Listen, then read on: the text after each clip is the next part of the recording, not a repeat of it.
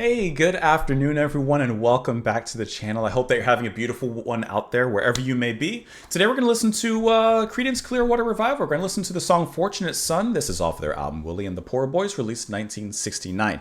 Okay, this is one of those songs that I know the song title. There's a chance that I may have heard this in passing somewhere, but I can't say that I've definitively heard this song.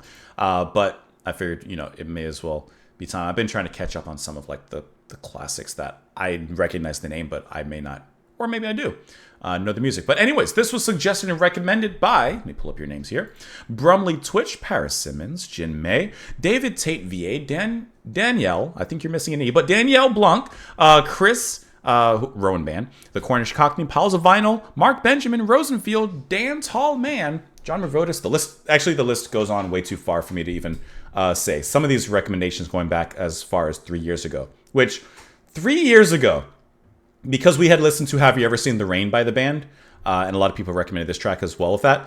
I'm sorry, but let me pull you guys up here really quick. I'm sorry, but I'm going to mute myself because I don't want to hear myself. Pull me back up. Look how big I am. Oh my God. I guess I had at least a little sampling. Man, it took a long time to lose that weight. Took a long time to lose that weight. Woo, but I did. Okay. I'm sorry. I don't look back at my old videos at all, and sometimes it's a little bit of a reminder where I came from. Anyways, Fortunate Son. I'm very fortunate. I'm not like that. Here we go. It's short. Okay, I recognize that guitar. I ain't no senator, son. To the door. Now the house looking like a rummage sale. It's a great line.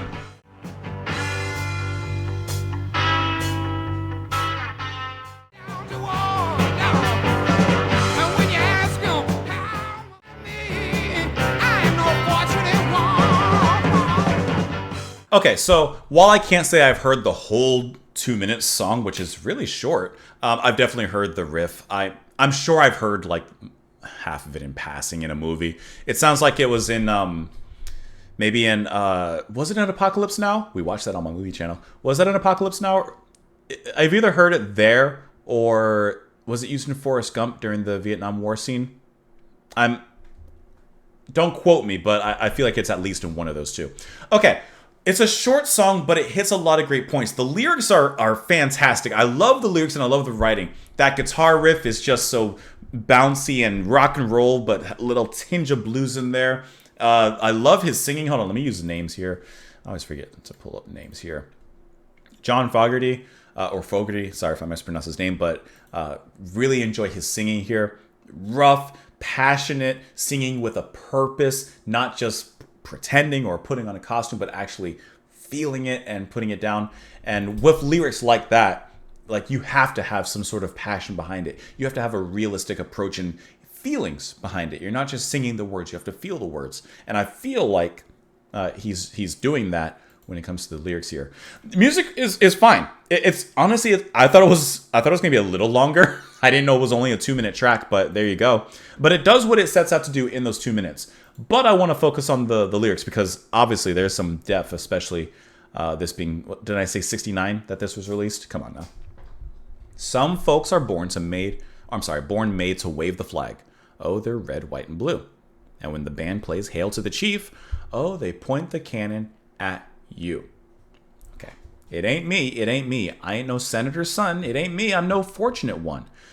Then if you want him to expound upon that comment and that statement, some folks are born silver spoon in hand. Lord, they don't help themselves, no. Okay, so right there, before you even move on to the next line, which is the punchline in that particular verse. I love that. So there's revealed, right? Not everyone is born with a silver spoon in their hand. Not everyone is born with great financial success and rich and, born up here in the 1% or whatever. And then he says, but when the tax man comes to the door, Lord, the house looking like a rummage sale. That is such, to me, a brilliant line. Born into riches, they have the finances, they're whatever. But when taxes are coming, oh, they ain't got nothing. They're heating their house on the stove. They're, they're eating ramen, which ramen's great by the way, but like eating, like, you know what I mean? Like they're just, I mean, tax evading, basically trying to make like look like they don't have anything.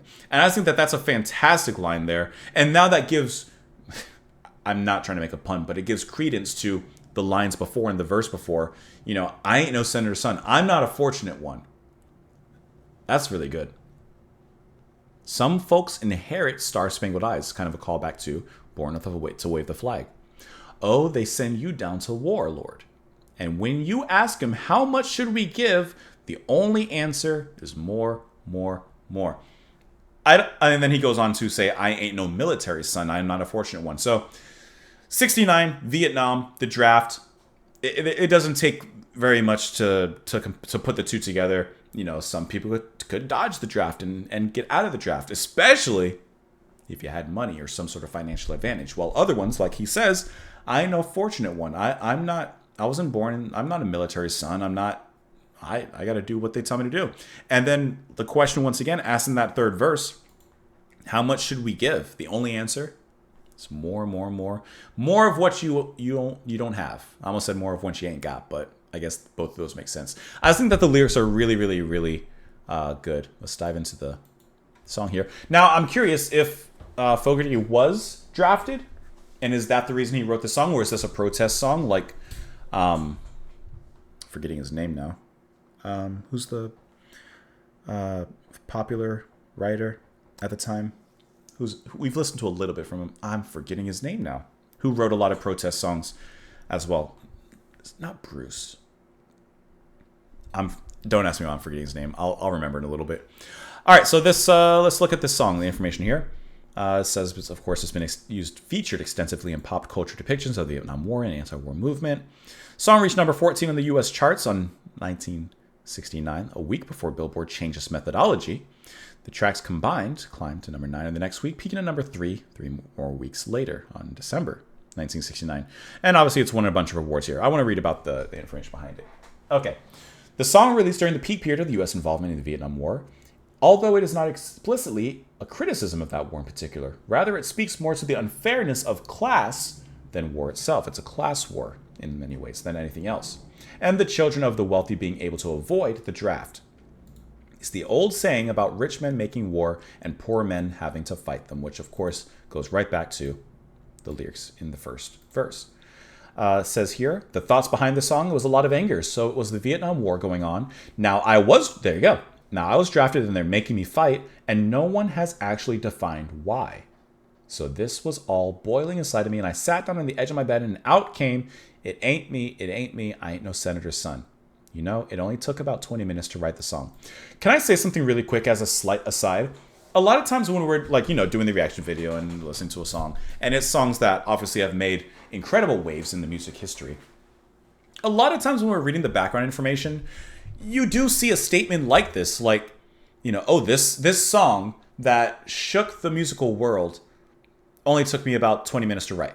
Or, oh yeah, we wrote that in a night and recorded it the next day.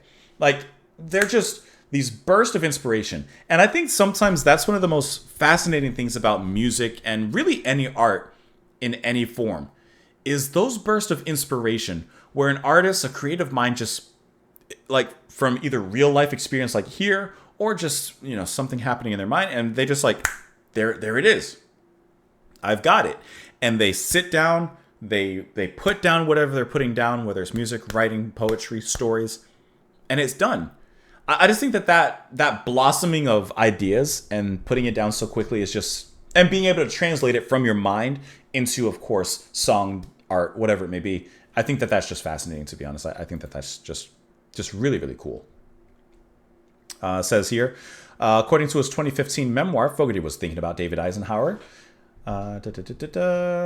When he wrote Fortunate Son, Eisenhower spent 3 years in the military, most of it as an officer aboard the USS Albany in the Mediterranean Sea. Fortunate Son wasn't really inspired by any one event. Julie Nixon was dating David Eisenhower. You'd hear about the son of this senator or that congressman who was given a deferment from the military or a choice position in the military. They seemed privileged, and whether they liked it or not, these people were symbolic in the sense that they weren't being touched by what their parents were doing. They weren't being affected like the rest of us, not like us. That's really, really awesome how that's how that came about. I really think that that's awesome. There you go. I knew it. I was looking for it. I knew it was either Forrest Gump or Apocalypse Now. I was trying to see if Apocalypse Now, but no, I don't see it here. And I'm trying to see if I recognize any of these other movies, but they don't look familiar to me. Either way, absolutely fantastic track. That was really good to listen to. Hopefully you guys enjoyed it. Let me know your thoughts in the comments down below. You can follow me over on Twitter, support the channel and what I do on Patreon for as low as $2 a month. Have a wonderful rest of your day, and I will talk to you all later. Bye, guys.